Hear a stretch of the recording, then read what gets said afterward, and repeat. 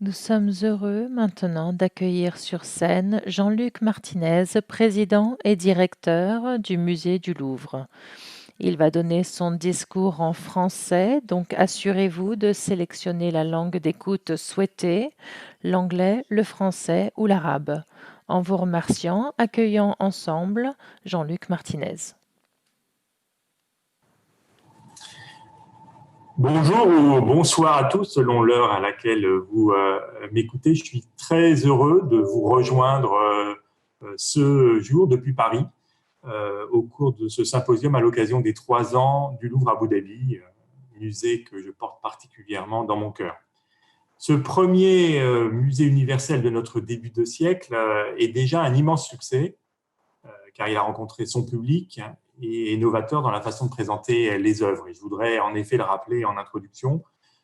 Il a reçu plus de 2 millions de visiteurs. Il a sa programmation organisée aussi en collaboration avec les plus grands musées français, le Louvre, le Centre Pompidou, Orsay, le Quai Branly, le musée Guimet, le musée Cluny, la Bibliothèque nationale de France, permet déjà de faire tomber les cloisons académiques artificiellement dressées entre les arts, les périodes et les ères de civilisation. Des rapprochements inédits ont été mis en œuvre à la fois dans les espaces d'exposition temporaire et permanents de ce musée. Donc une nouvelle vision de l'humanité, plus transversale, plus riche, plus complète, est en train de voir le jour à Abu Dhabi. En somme, le Louvre Abu Dhabi est déjà le prototype de ce musée imaginaire tel qu'on aimerait le rêver pour le XXIe siècle. Et je suis particulièrement fier que ce musée porte le nom du Louvre. Mais qu'est-ce qu'un musée imaginaire? Et donc, à la fois pour conclure notre première journée de symposium, je voudrais rappeler d'où vient cette expression de musée imaginaire. C'était une réponse à un moment donné particulier de l'histoire des musées et est-ce qu'elle vaut encore pour notre temps? C'est l'occasion en effet d'abord de rappeler que cette notion de musée imaginaire, elle est due au titre d'un essai d'un ancien ministre de la Culture de France et écrivain de renom international, André Malraux, qui est que cette notion de musée imaginaire est née en 1947. Et je voudrais insister sur ce contexte de l'immédiate après Seconde Guerre mondiale, parce que ce contexte n'est pas neutre pour comprendre d'où vient cette idée de musée imaginaire. D'abord, au lendemain de la Seconde Guerre mondiale, c'est une période qui a poussé à se poser la question, au sortir donc d'un conflit meurtrier, donc se poser la question, mais est-ce que la culture, est-ce que les musées ont pu ou peuvent contribuer à redonner du sens à l'humanité? C'est pas évident, ce n'était pas évident dans l'Europe de la fin des années 40 et du début des années 50, dans la mesure où, en effet, c'est au sein de cette même Europe que, bien entendu, l'horreur a vu le jour. Et je voudrais aller plus loin en rappelant aussi que cette question posée par les intellectuels, et notamment par André Malraux en 1947, s'ancre dans une réalité qui est que l'Allemagne de l'entre-deux-guerres a été une terre de haute culture et que cela n'a pas suffi ou cela n'a pas permis d'empêcher ou d'arrêter la barbarie. On peut même se poser cette question, est-ce que la culture avait été dévoyée? Est-ce que la culture a été instrumentalisée au profit de certaines formes de totalitarisme? On a pu poser la question pour Nietzsche ou Heidegger ou pour la manière dont Wagner a été même utilisé par le régime nazi. C'est dans ce contexte qu'il faut se souvenir que Malraux pose la question du musée imaginaire. Alors, c'est aussi une période, l'immédiate après Seconde Guerre mondiale, dans laquelle la question des images s'est posée d'une manière différente grâce à de nouvelles technologies. La fin des années 40, c'est aussi le triomphe du cinéma, le triomphe de la photographie, un moment où un peu partout ces images ont été utilisées, y compris pendant la Seconde Guerre mondiale, à des fins de propagande. Donc, de nouvelles perspectives s'ouvrent finalement aux visiteurs de musées au lendemain de la Seconde Guerre mondiale.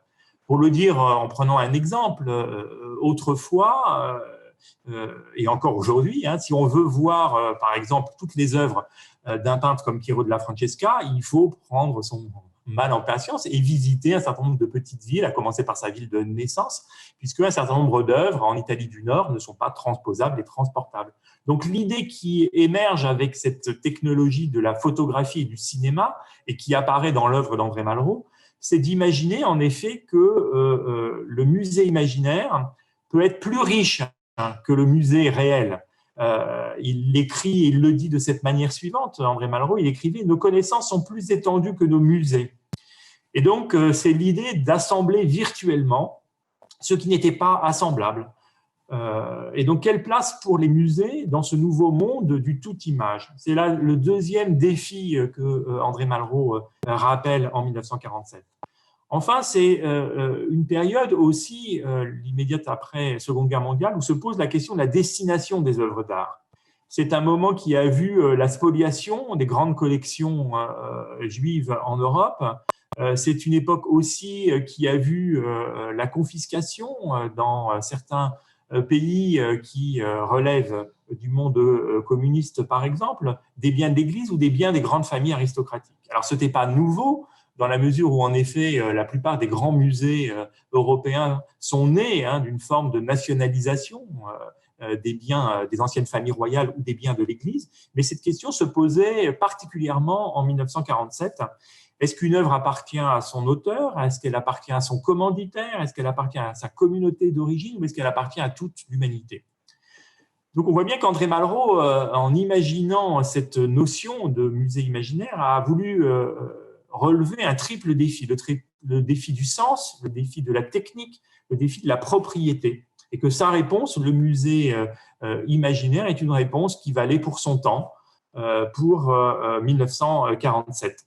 Et il imaginait en effet que le musée et ce musée imaginaire pouvaient être un lieu de réconciliation, car en effet, le musée est le lieu où l'œuvre change d'usage. Elle n'est plus seulement exposée dans une église, par exemple. Elle est extraite de la contemplation privée, quand elle appartenait à une collection privée. Bref, que le musée permet de partager un patrimoine, donc de tisser des liens nouveaux entre époques, entre civilisations, entre personnes. Pour reprendre les mots de Malraux dans son essai, le vrai musée est la présence dans la vie de ce qui devrait appartenir à la mort. Autrement dit, le musée imaginaire est le sanctuaire de ce qui survit. Il est donc ce qui élève et rassemble une société. Donc, la seconde partie du XXe siècle et le début de notre XXIe siècle a dépassé ce triple défi. Et donc, aujourd'hui, on peut se poser la question, est-ce que ce musée imaginaire est valable encore pour notre temps, en ce début du XXIe siècle? On peut commencer à répondre que le Louvre à Abu Dhabi a posé des jalons pour répondre à cette question. Et notamment en ouvrant un musée pour tous, en imaginant un autre musée universel. Et je voudrais rappeler ici l'exposition que nous avons pu faire en 2018, un musée ouvert pour tous, qui était la première exposition inaugurale du Louvre à Abu Dhabi. Donc, cette définition du musée imaginaire doit irriguer à la fois notre pratique et notre réflexion sur le musée imaginaire aujourd'hui, en mettant en valeur ce que nous essayons de faire à Abu Dhabi. Or, notre époque n'est plus celle d'André Malraux. Nous ne sommes plus en 1947, mais on voit bien que la crise sanitaire qui nous frappe, après un certain nombre de bouleversements à l'échelle de la planète, permettent de replacer cette question dans le monde d'aujourd'hui. Or, notre époque est celle d'une fragmentation, à l'échelle de la personne humaine, à l'échelle de l'humanité. J'en donnerai rapidement quelques exemples. Aujourd'hui, on a l'impression qu'on oppose, et il est important aussi selon les langues d'utiliser les bons mots, donc les communautés contre l'universalité. C'est le débat, par exemple, qui est posé dans la question des restitutions. À entendre certains, la vocation d'une œuvre d'art est de rester dans sa communauté d'origine, même si, pour aller jusqu'au bout de ce paradoxe, sa communauté, d'ailleurs, n'a pas la volonté de le conserver et cherche même parfois à détruire cette œuvre. Cette vision des choses pousse à assigner les individus et les œuvres à leur origine et, en somme, à nier l'unicité du genre humain et sa communauté de nature comme de destin. On peut aussi, dans notre société, opposer les sciences dures contre les sciences humaines. Nous vivons à une époque où l'algorithme est le nouveau principal mantra qui influe nos choix. Choix de consommation, choix financiers, choix amicaux, choix politiques. pour le dire autrement, au détriment des sciences humaines, la philosophie, la géographie, l'histoire, la littérature. Cette fracture n'avait rien d'évident dans beaucoup de cultures, et même dans la culture européenne à la fin du Moyen-Âge. Un Léonard de Vinci, par exemple, pensait que pour bien peindre, au plus proche de la réalité humaine, il fallait maîtriser l'anatomie, comprendre les mécanismes mathématiques, mais aussi la théologie. Autre division, autre fragmentation qui aujourd'hui agite notre société, on oppose souvent le manuel à l'intellectuel. La division moderne du travail a radicalement séparé la main de l'esprit. Alors qu'au Moyen-Âge, pour reprendre la culture occidentale par exemple, cette distinction entre le manuel et l'intellectuel était inepte. On utilise l'expression latine ora et labora, disaient les moines, qui travaillaient la vigne le matin et l'enluminure le soir, tandis qu'un artiste commençait toujours par être un artisan. Donc cette division entre le manuel et l'intellectuel n'a pas toujours prévalu. Et cette segmentation du travail a poussé à une segmentation de l'éducation. On peut constater aujourd'hui, en effet, qu'on a l'impression que ceux qui vont travailler à l'usine, par exemple, ne sont pas ceux qui vont à l'université. Et donc, l'homme à qui l'on intime de diviser en lui le corps et l'âme, pour reprendre le titre d'une exposition qui est celle du musée du Louvre actuellement. Autre division, autre fragmentation dans notre société, la nature contre la culture. La question de l'écologie est au cœur de nos préoccupations actuelles et est souvent posée comme une alternative radicale, comme s'il fallait choisir entre l'homme et la planète, qui ne pourrait survivre à la perpétuation du genre humain. D'où des discours malthusiens contre la natalité, la croissance, le progrès technique et globalement toute forme d'action qui mène l'homme à modeler son environnement. La civilisation, au sens strict, est pourtant l'alliance de la beauté, de la nature et du talent de l'homme. On peut donner comme exemple la sculpture, qui est un art qui m'est cher, qui est à la fois une matière brute, sublimée, une transformation de cette matière. On peut citer aussi les jardins à la française, mais également les pigments qui donnent la peinture, les charpentes qui donnent les édifices. Et il me permet de rappeler que de manière très poétique, on appelait par exemple, avant sa destruction par un incendie, la charpente de Notre-Dame une forêt. Donc il y avait ce lien entre la nature et les produits de la culture. Autre fragmentation dans notre monde, le virtuel contre le réel. Ou pour le dire autrement, le musée imaginaire contre le musée réel, contre finalement l'incarnation. Aujourd'hui, les réseaux sociaux donnent potentiellement accès à un nombre infini de contacts. Et pourtant, jamais autant les êtres humains n'ont développé aussi peu d'interactions concrètes, incarnées, avec d'autres êtres humains. Pour donner un exemple français, en France, il y a 7 millions de personnes qui déclarent n'être au mieux en contact avec une personne réelle qu'une fois par mois. Le réseau social a remplacé la relation sociale. Une personne peut avoir des centaines d'amis sur tel ou tel groupe et pourtant ne jamais rencontrer de personnes en vrai.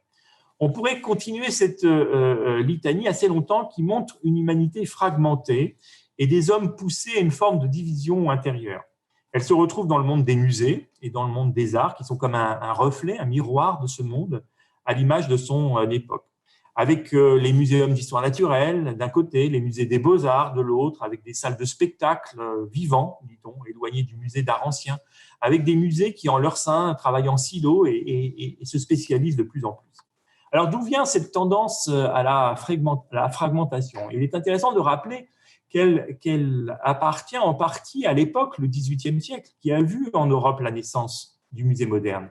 Ce siècle, le XVIIIe siècle, a été celui qui pose le principe d'un homme autosuffisant, autonormatif, dont la seule raison peut lui permettre d'appréhender et de soumettre le monde, dont le centre est perçu comme un Occident européen. Ce mouvement a pris la forme de l'encyclopédisme, dont le principe même est de tout répertorier, de tout classer, de tout catégoriser. Et en classant, bien sûr, le risque, c'est de séparer, de coller des étiquettes, d'essentialiser, pour utiliser le vocabulaire philosophique, et donc, in fine, d'exclure. Bien sûr, animé par la curiosité scientifique, cette démarche a produit énormément de points positifs, a fait considérablement évoluer les sciences. Mais les musées sont nés dans cette Europe de l'encyclopédie. Et à cette même époque, il faut comprendre que si on peut constater des progrès évidents dans les méthodes qui ont fait avancer la connaissance, pour citer simplement le musée et son classement avec des catalogues, avec des étiquettes, des cartels, a considérablement contribué à la naissance de la discipline d'histoire de l'art, qui est en effet faite de classements et de catégories. Pour autant, il faut se souvenir que c'est le fruit d'une période particulière, le XVIIIe et le XIXe siècle, que l'homme médiéval ou l'humaniste de la Renaissance a voulu être un homme complet. Michel-Ange, par exemple, pour citer un des grands noms de l'histoire de l'art mondial, était à la fois poète, architecte, peintre, sculpteur. Léonard lui-même, pour revenir à un autre génie de la Renaissance européenne, a été peintre, mais pour être bon peintre, a voulu être sculpteur, a voulu être botaniste, a voulu être musicien, a voulu être anatomiste, architecte, amuseur. Voilà. Et c'est ainsi que aujourd'hui, on constate que les musées qui rassemblent des arts visuels se sont peu à peu séparés des autres disciplines artistiques, de la musique, de l'architecture, du livre, de la danse et bien entendu des sciences. Et donc le lien entre les arts visuels et les autres arts et les autres disciplines du savoir s'est distendu, pour ne pas dire qu'il est devenu inexistant. Cette évolution, bien entendu, je la caricature ici, elle a été très longue pendant tout le 19e siècle et le 20e siècle, mais cette spécialisation, il faut le noter, n'a fait que s'accroître. Alors, une fois qu'on a dressé ce tableau, que peut être le musée imaginaire du XXIe siècle et quelle doit être notre pratique? Et en ce sens, le musée du Louvre à Abu Dhabi peut nous montrer la voie d'être un musée plus inclusif, pour utiliser un vocabulaire anglo-saxon, mais que j'adopte très volontiers. Ça veut dire quoi? Ça signifie en effet que le musée peut être, que ce soit un lieu physique ou un lieu virtuel, le musée doit être le lieu de la réconciliation et de l'unification, à la fois de la personne humaine et des savoirs. Le temps est en effet venu pour les musées de rassembler les savoirs qui ont été éparpillés. Ce rassemblement passe par deux axes. D'abord, faire tomber les murailles intérieures à nos musées. La structuration des grands musées en départements est une logique scientifique qui a ses vertus, mais qui a pu dénaturer et qui a pu pousser chacun à travailler isolément. Un objectif doit être tout simplement la transversalité dans nos musées, montrer que l'histoire de l'art ne se découpe pas en tranches, mais en continuum d'inspiration. Insister sur les continuités plutôt que sur les césures et les périodisations plus ou moins artificielles. Et on voit bien que, par exemple, ce que la Renaissance doit à Rome ou à la Grèce, ce que les premiers califes omeyyades doivent aux arts byzantins ou aux arts perses, on voit bien ce que l'art du Gandhara doit également à l'art hellénistique. Autrement dit, la création artistique fait peu cas des frontières académiques que nous lui avons imposées a posteriori. Et on voit que, et vous en avez parlé dans ce colloque aujourd'hui, ce que le storytelling, pour le dire avec des mots anglo-saxons, la narration dans les musées nous oblige à raconter différemment l'histoire des civilisations. Au Louvre, nous avons cherché à le faire avec la Galerie du Temps à Lens. À Abu Dhabi, c'est le cœur même du projet d'Abu Dhabi, donc avec une approche qui volontairement cherche à mettre en relief non pas ce qui sépare les arts, mais ce qui les rassemble au-delà des époques et des civilisations. L'échelle géographique à Abu Dhabi nous a ainsi contraint à abandonner un point de vue européen et à abandonner également des bandes chronologiques qui ne vaudraient que pour une seule culture. Autre démarche pour aller vers ce musée plus inclusif, faire des musées des lieux ouverts à tous les arts et pas simplement aux arts visuels, à toutes les disciplines de connaissances et non pas donc exclusivement aux arts figuratifs. Au Louvre Abu Dhabi notamment, déjà, le livre, la musique, l'architecture, la danse doivent avoir plus de place. Tout ce qui relève de la science ou de l'histoire naturelle doit également retrouver une certaine place. Et on voit bien que les musées de la seconde moitié du XXe siècle, progressivement, se sont par exemple dotés d'auditoriums. Il est intéressant de réfléchir sur cette relation entre les auditoriums de musées et les œuvres que nous présentons. Cette manière de créer des auditoriums était aussi un moyen de combler cette lacune afin d'inviter des spectacles vivants. Alors en français, on dit spectacle vivant, une expression un peu malheureuse parce que ça signifie que les musées accueilleraient comme le spectacle des morts. Donc il y aurait d'un côté le spectacle des vivants et le spectacle des morts. Donc, or, aujourd'hui, si on veut accueillir la vie même, il faudrait accueillir donc ce spectacle vivant et accueillir ces autres arts dans les salles mêmes des musées. Alors, on cherche à le faire. J'ai insisté là sur ce phénomène qui a vu se développer des auditoriums et des salles de spectacle dans les musées eux-mêmes. Au Louvre, je voudrais citer l'exemple de ce que nous appelons la petite galerie, où tous les ans, nous invitons un art qui n'est pas représenté dans le musée, alors que ce soit la danse, la littérature, la bande dessinée, le théâtre, le cinéma. Donc, et on voit bien que c'est un des enjeux de nos institutions, donc de créer des ponts entre les arts visuels et les autres disciplines artistiques. On renoue ainsi avec une notion très importante de la Renaissance qu'on appelle le paragone des arts, un mot italien qui veut dire comparaison, c'est-à-dire établir des liens entre les différents arts.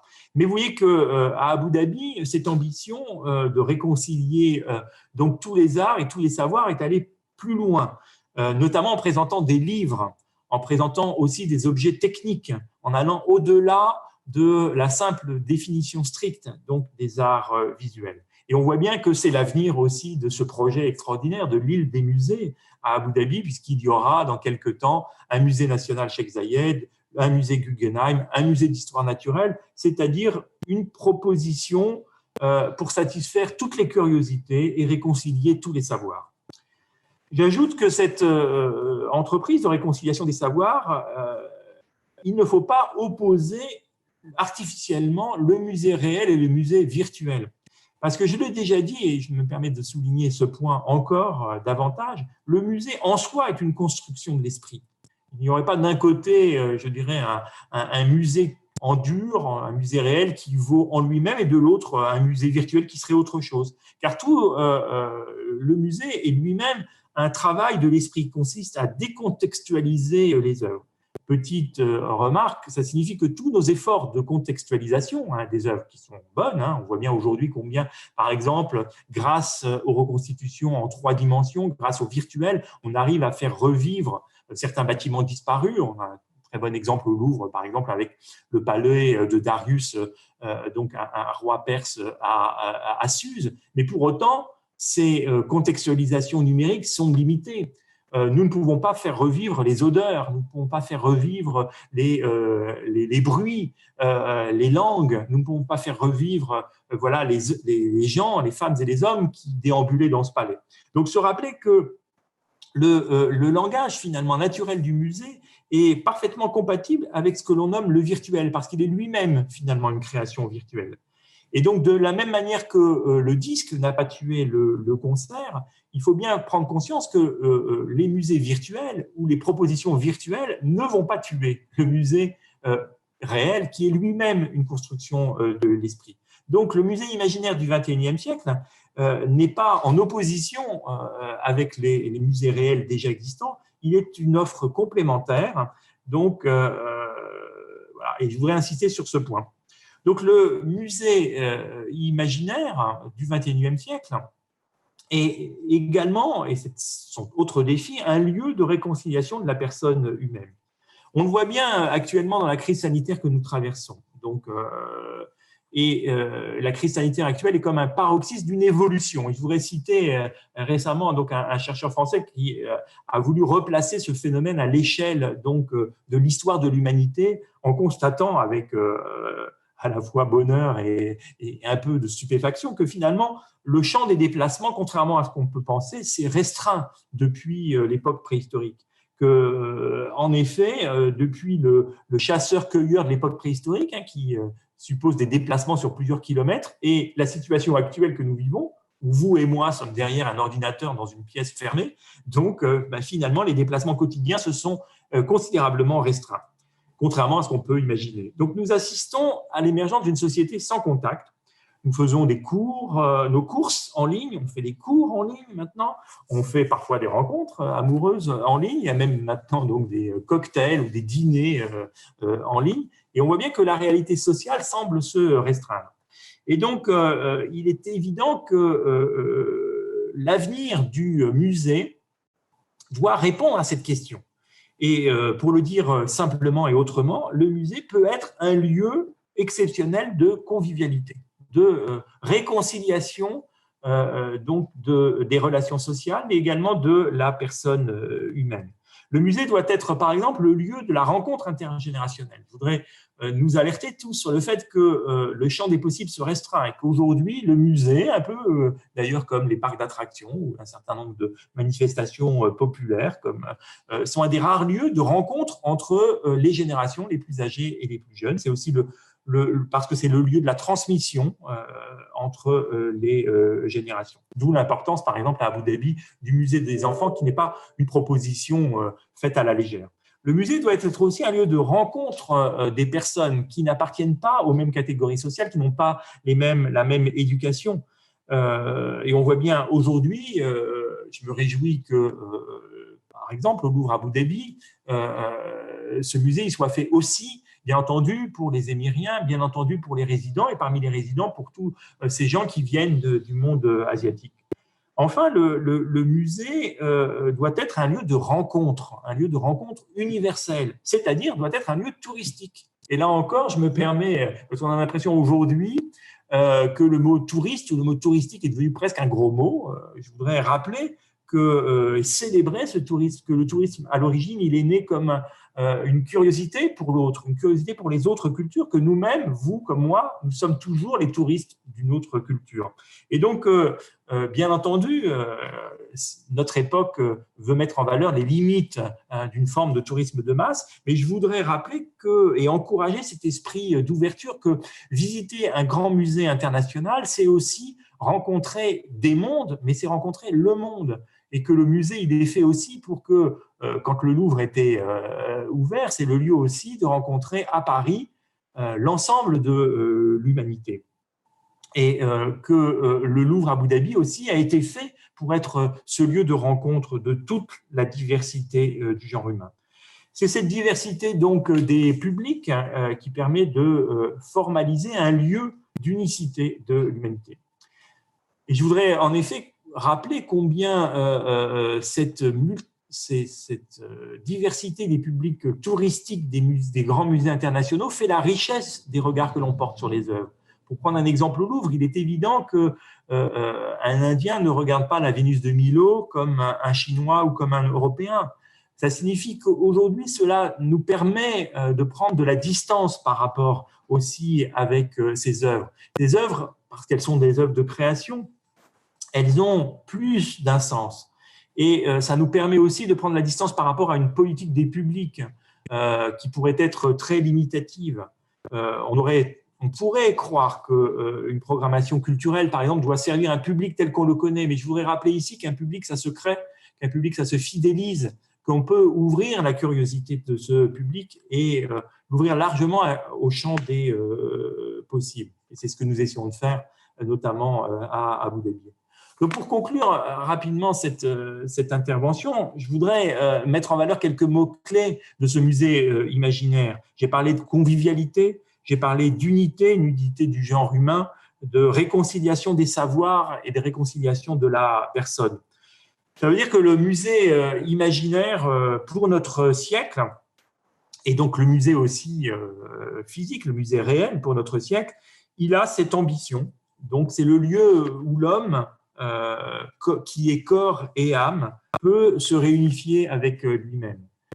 C'est un lieu où l'homme peut se reconnecter, si on veut utiliser ce vocabulaire qui est aussi un mot à la mode dans notre époque virtuelle.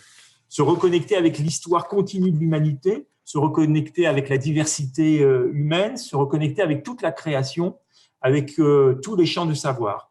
Cela implique d'y favoriser le rassemblement de tous les savoirs, de toutes les disciplines, de tous les arts, ainsi que l'humanité dans ses diverses composantes.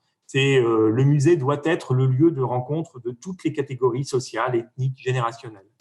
Ce musée imaginaire du XXIe siècle sera donc inclusif ou ne sera pas. C'est tout ce qui est en jeu ici à Abu Dhabi. Et quel est notre rôle? Alors on peut se poser la question, mais qu'est-ce qu'on peut faire, nous aussi, femmes et hommes de musées, de la culture, pour permettre l'éclosion de ce nouveau musée imaginaire? Peut-être simplement, mais peut-être modestement, redonner à nos visiteurs la liberté de choisir. Parce que virtuel ou réel, le musée imaginaire porte bien son nom. Notre mission consiste à donner à tout un chacun cette capacité de se construire son propre imaginaire. Comment? Tout simplement en respectant le mystère de la création, la richesse de la création et de l'interaction qu'elle suppose entre une œuvre et un être humain. On pense souvent de manière assez réductrice que l'acte de créer se réduit à une transformation, parce que nous-mêmes, dans notre pauvreté, on pense que créer, c'est prendre une matière et la transformer. C'est en fait un phénomène beaucoup plus complexe et beaucoup plus riche que cela. Et à la fois, les sciences et les religions nous apprennent à respecter peut-être ce que doit être, peut-être le mystère de la création. La théorie du Big Bang, comme un certain nombre de cosmogonies, évoque en effet qu'à l'origine du monde, l'univers s'est rétracté pour être créé. Le cosmos, donc, a produit cette rétractation qui donne la création par l'interaction. Donc le musée imaginaire, et je terminerai ainsi, du XXe siècle, doit finalement accepter de se rétracter, donc de donner à contempler, pour donner à contempler la création. Autrement dit, ce musée, le musée imaginaire du XXIe siècle, doit accepter de s'effacer, et si pour le dire autrement, de ne pas trop vouloir contextualiser, de ne pas vouloir trop classer, de ne pas vouloir trop catégoriser, de ne pas vouloir trop intellectualiser à l'infini, devant le processus de création qui naît de la rencontre d'une œuvre et d'un public. Le musée imaginaire du XXe siècle sera donc tout simplement réduit à une idée essentielle. Et la crise que nous traversons nous rappelle à l'essentiel, placer l'homme face au mystère de la création. Je vous remercie.